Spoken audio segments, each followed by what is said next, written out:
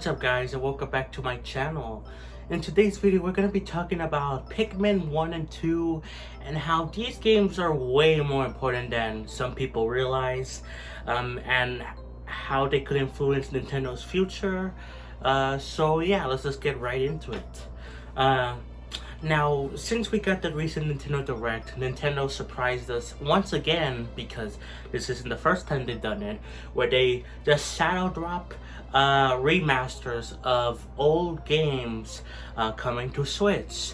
Now, they did this in the February Nintendo Direct as well with Metroid Prime Remastered. Now, that one was a little bit different because that remaster was like really graphically amazing, really great looking, and it was only one game. While with the Pikmin 1 and 2 remasters, they're barely remastered.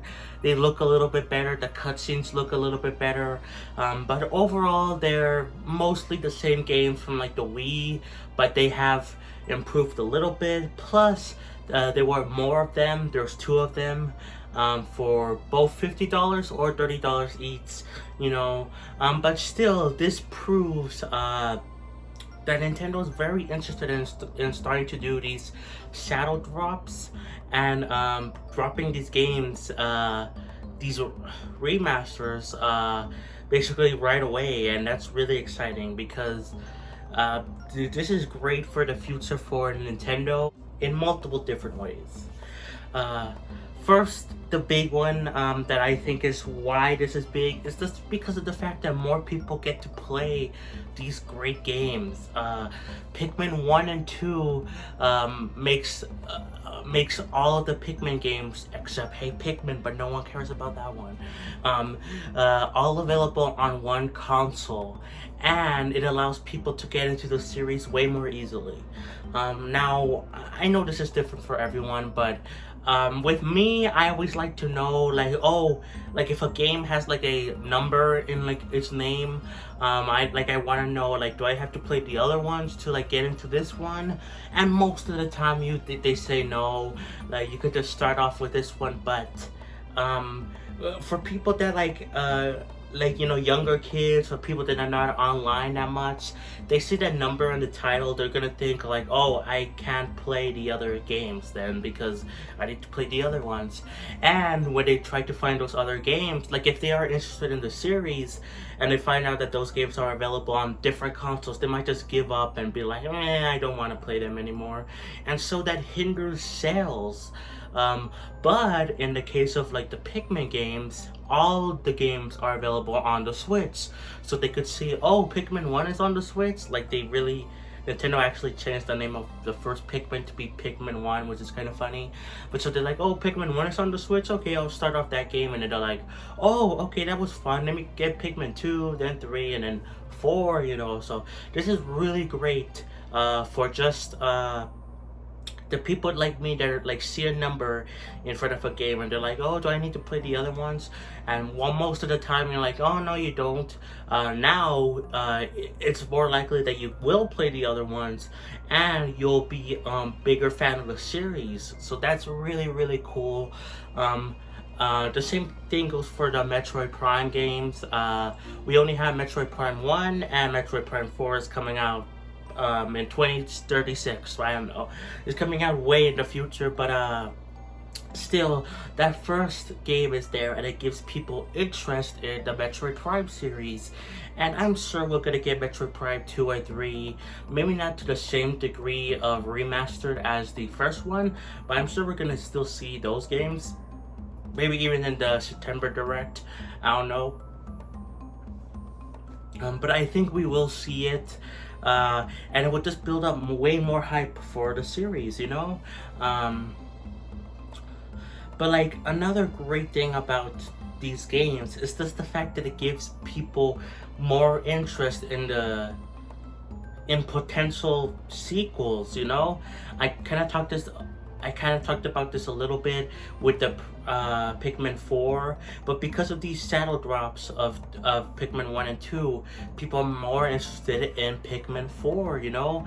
And like, this just gets people interested in sequels, or even sequels that are not announced. For example, Super Mario RPG is getting a remake on the Switch. It looks great, but I've seen some people, rightfully so, thinking like this could be big for like a sequel to that game. We could finally get a sequel to that game because people will be interested in this game that looks brand new or to them, and like they'll buy it and be like, oh, I want to play more of this game.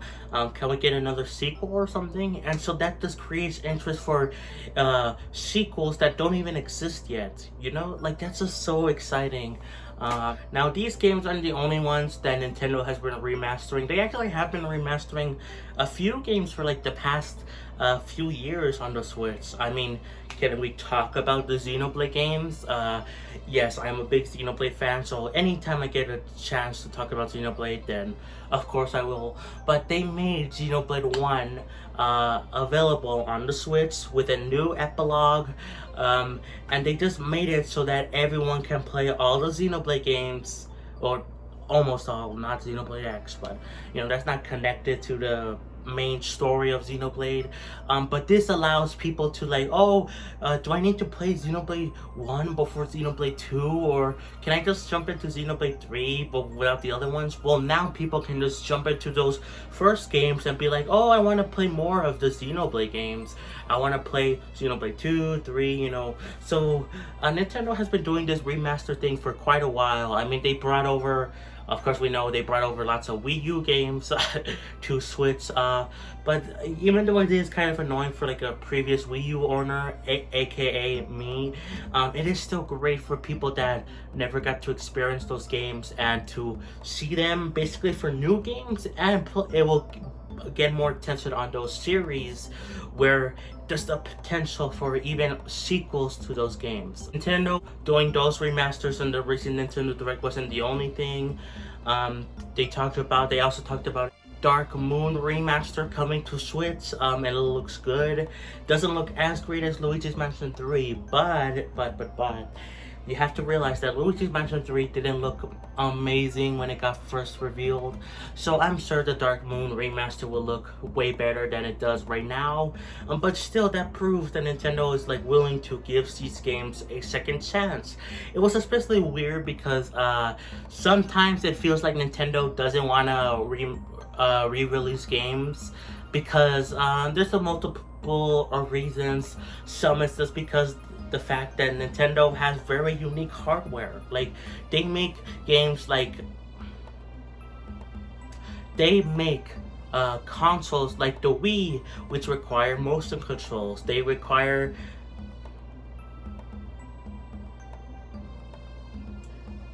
one that requires a gamepad that uses 2 screens, one that uses an handheld that uses 2 screens. You know, Nintendo is very weird and creative in terms of their consoles. So sometimes it could be a little bit hard for those games to work on other more traditional consoles, like the Switch. I mean, it still has its uniqueness. The Switch, obviously, it can switch to a handheld and then a TV mode, but you know, you get the point. It's a little bit more traditional, so it can be a little bit hard for Nintendo to bring these games over, even though they do share some features from those other consoles, like motion controls. They're not as good as the Wii, you know, the handheld factor, but like and there's also a couple other reasons, like you could say Nintendo is like stingy about those games. They want people to buy their original consoles. I don't know, you could argue all those stuff, but like with this recent trend that Nintendo is doing, it proves that like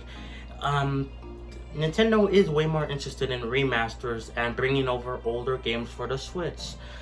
Plus, of course, the Nintendo Switch Online stuff, bringing those games over, some of which we haven't seen like for a while or ever, like Game Boy and Game Boy Advance games coming to a home console. That's really cool. We didn't see Game Boy games coming to a home console, so yeah, that's like the first time that's happened.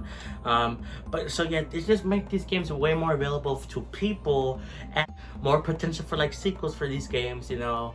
So yeah, overall, this announcement of the Pikmin 1 and 2 games is like really big, honestly, when you think about it in a large scale. I'm usually like someone that likes to focus on the bigger picture of things.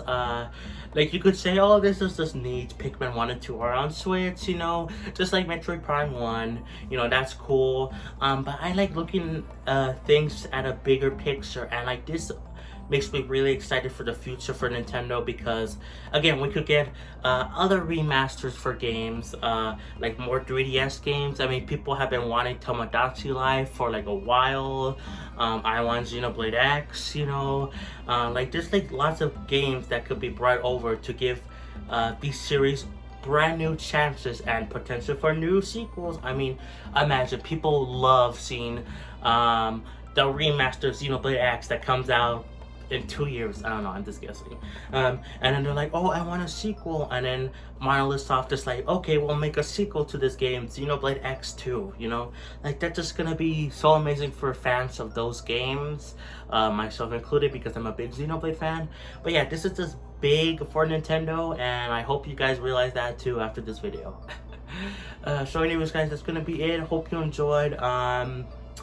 Let me know, is this really that big for Nintendo? I think it is, but do you think it's not actually that big, and these are just one-time things? Although I think they are not one-time things. I mean, Nintendo did it twice. I bet they're gonna do another one in the September Direct. But anyways, guys, that's it. Play some Xenoblade, and I'll catch you guys next time for more. Peace.